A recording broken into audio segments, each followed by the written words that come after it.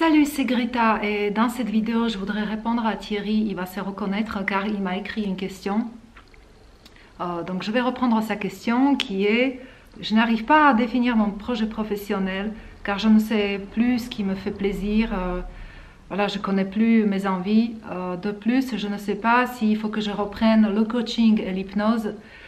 Donc Thierry a étudié le coaching et l'hypnose pour devenir le coach, pour accompagner les gens, car je ne sais pas si ça va me servir dans le futur. Alors, dans cette phrase, Thierry, je repère trois choses. Le projet professionnel, le manque de plaisir, c'est-à-dire tu ne sais plus de quoi tu as envie aujourd'hui. Et il y a aussi une question de futur, c'est-à-dire que tu ne sais pas si ça va te servir dans le futur. Tu sais, personnellement, je n'ai jamais eu un projet professionnel. J'ai fait beaucoup de jobs divers et variés. Et ce que je cherchais, c'est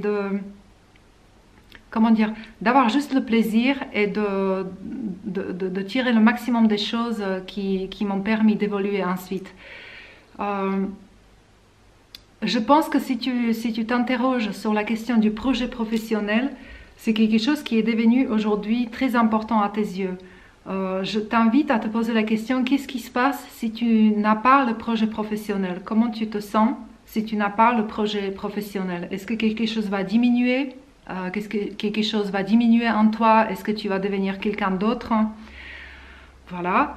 En tout cas, quoi qu'il en soit, je pense que tu as déjà le projet professionnel, parce que ton projet professionnel, c'était justement devenir coach ou alors travailler dans le domaine du développement personnel. Et tu me connais très bien, tu as fait la première année de Shiatsu avec moi, tu sais très bien que les choses qui sont visibles, ce ne sont pas elles qui sont les plus importantes, c'est juste un truc qui est caché. Derrière, il y a autre chose. Peut-être je me trompe, mais comme je t'avais dit, je pense que tu as déjà le projet professionnel. Tu sais très bien ce qui t'attire. Et si ce n'est pas le cas, c'est très simple, tu connais le truc. Pour savoir ce qui te plaît, quelles sont tes envies, qu'est-ce qui te fait vibrer, il faut que tu t'extrais de ton environnement habituel, de ton quotidien. Il faut que tu ailles ailleurs. Il faut que tu ailles dans un endroit où tu vas te trouver seul. Et que tu laisses tout simplement, c'est des questions de brainstorming, c'est-à-dire, voilà, tu laisses tout simplement te poser tes idées et tu écris, tu notes absolument tout ce qui te vient, tous tes souvenirs, tous tes rêves, tout ce qui te faisait plaisir quand tu étais gosse, tout ce que tu voulais faire. Voilà, écris tout ça, c'est-à-dire tu dois avoir au moins, je sais pas, entre 30 et 60 désirs ou des rêves divers et variés. Et ça n'a rien à voir avec l'intellectuel, c'est-à-dire il ne faut pas que tu te mettes derrière tout de suite, que tu te sabotes et tu te dis mais non, c'est pas possible, non, c'est pas possible, non, je sais pas comment faire. C'est-à-dire tu mets absolument pas, je veux dire, tu restes uniquement, tu restes uniquement dans le domaine de rêverie. Et si tu veux découvrir, en fait, si tu veux ouvrir cette Pandore, eh ben, ce n'est pas un processus intellectuel, ce n'est pas une réflexion. Il faut que tu aies des conditions pour ça.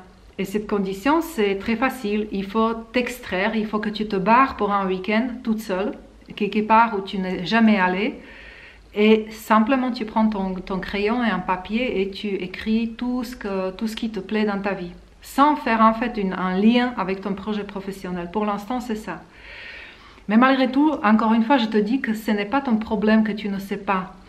Tu le sais et moi je le sais aussi. C'est-à-dire tu t'es vraiment lancé dans une reconversion parce que tu sais pertinemment que tu as chez toi des qualités qui te permettent d'aider les gens.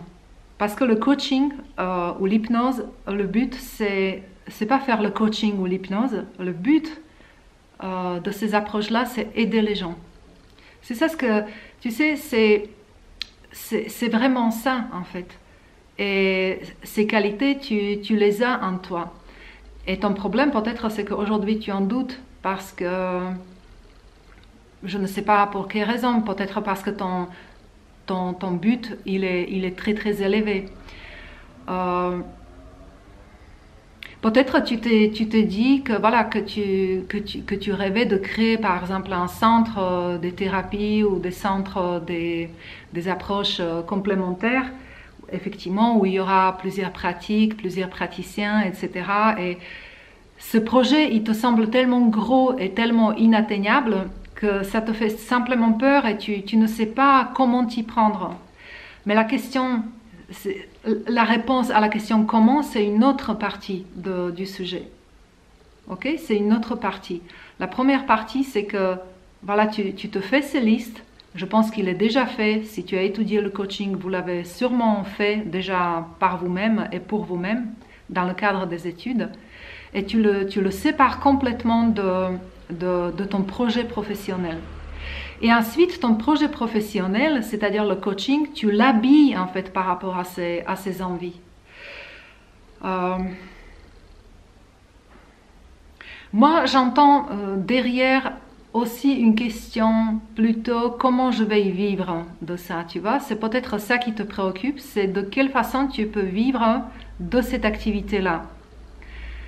Et moi, j'ai envie de te dire que effectivement, c'est quelque chose qu'on peut considérer un peu à part. Et oui, tu as raison, il y a des milliers de gens. Aujourd'hui, le coaching, c'est très à la mode et tout le monde parle de coach de vie, coach dans les entreprises, coaching par-ci, par-là. C'est devenu presque quelque chose de péjoratif, tu vois. C'est presque un terme médical. Aujourd'hui, être coach, c'est un peu comme il y a 10 ans, tu disais que tu es informaticien. Tu vois, ça veut tout dire et ça veut absolument rien dire. Moi, je pense que si j'étais à ta place, je chercherais déjà dans mon entourage, ou peut-être si ces gens-là ne se trouvent pas directement à côté de toi, mais peut-être ailleurs, peut-être à l'étranger, essayer de trouver des gens qui ont déjà réussi quelque chose qui s'approche à ton objectif. Et tu rentres en contact avec eux. Ils peuvent t'apprendre quelque chose, tu peux discuter avec eux. C'est très facile de se mettre en contact avec eux aujourd'hui, avec les moyens de communication qu'on a. Regarde comment ils ont fait eux. Ce n'est pas pour les copier, mais regarde comment... C'est juste pour que tu te mets dans une ambiance du possible. Parce que si tu te trouves dans ton environnement, tu vois, ou dans ta façon d'être, dans ton quotidien, c'est-à-dire que si tu vis de la même façon que quand tu avais ton boulot salarié, bah, c'est pas possible. Tu n'es pas dans le truc. Il faut que tu te mets dans l'ambiance, il faut que tu te mets dans les influences des gens qui font des choses déjà parallèles. Voilà. Et après, bah voilà, après c'est la question de comment. Déjà, tu peux pas exercer ce genre de métier comme la moyenne, tu sais. C'est-à-dire que si tu veux avoir des résultats moyens, tu regardes des gens moyens. C'est-à-dire tu regardes comment les autres font. Tu ne peux pas faire comme ça parce que tu vises autre chose. Tu vises peut-être une excellence, tu vois. Donc voilà, mais ça c'est une autre partie qui concerne le comment. Mais malgré tout, je pense que tu y es déjà lancé. Et ce qui te fait peur, c'est que rien ne se passe. En quelque sorte, je ne sais pas où est-ce que si tu as déjà obtenu ton diplôme, si tu es déjà en train de t'installer ou pas installer, etc. Mais il y a quelque chose où tu n'as pas mis dans ton quotidien des habitudes, c'est-à-dire 2 ou 3 habitudes qui te mènent vers ton objectif.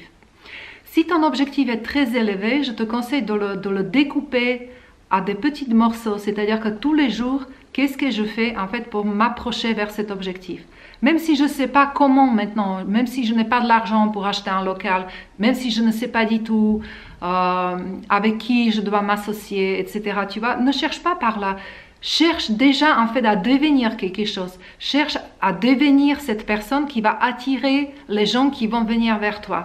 Tu sais, moi quand j'ai commencé ma pratique, je n'avais pas, c'est-à-dire c'est pas après mon diplôme, j'ai eu maintenant 30 clients tout d'un coup. Non, mais je suis allée tous les jours dans mon cabinet. Tu vois, c'est-à-dire tous les jours, je me mettais dans l'ambiance en fait qui me permettait ensuite d'aller vers... c'est même pas d'aller vers les clients, de faire en sorte pour que les clients arrivent vers toi. Enfin bref, tu connais ça par rapport aux arts martiaux, c'est des techniques, voilà. Enfin, ça doit te parler. Donc encore une fois, je pense qu'aujourd'hui, tu te trouves dans une petite déprime où tu ne te fais pas confiance mais je suis persuadée que tu sais pertinemment ce qui te plaît.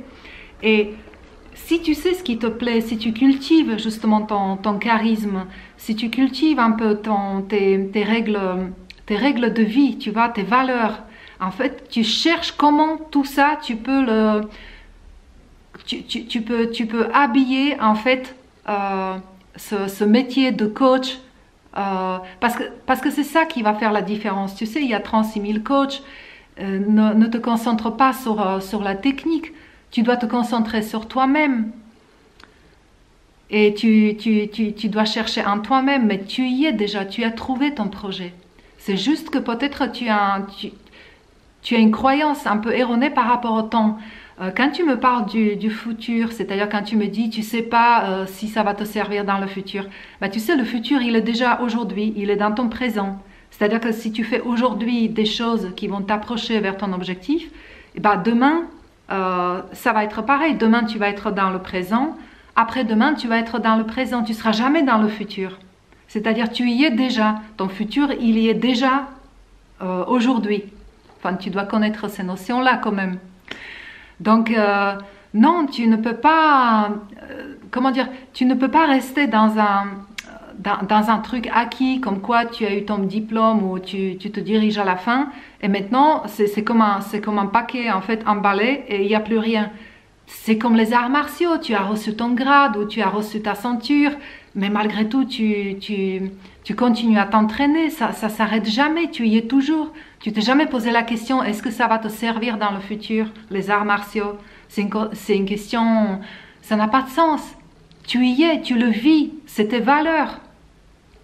Donc voilà, je ne sais pas si j'ai répondu, si j'ai répondu, mais en tout cas, voilà ce que j'ai senti de ta question. Et par rapport à mon stage, oui, mon stage te permet justement de t'extraire de ton quotidien, de t'extraire de l'environnement que tu fréquentes habituellement, de voir d'autres personnes, effectivement d'être dans cette ambiance où tu peux faire ce brainstorming, où tu peux te laisser aller un peu à chercher, à rêver. Et puis ensuite, effectivement, je propose, c'est ma méthode. Je ne sais pas ce que tu utilises toi dans ton coaching, mais effectivement, j'ai des exercices, j'utilise des exercices très très puissants qui permettent de faire des déclics, de faire des ouvertures. Je ne sais pas comment dire. Après, tu viendras assister à un autre stage, ça sera avec plaisir. Mais voilà, dis-moi juste si j'ai touché quelque chose ou peut-être c'était pas du tout ça. J'en discuterai volontiers avec toi. En attendant, je t'embrasse. Allez, ciao.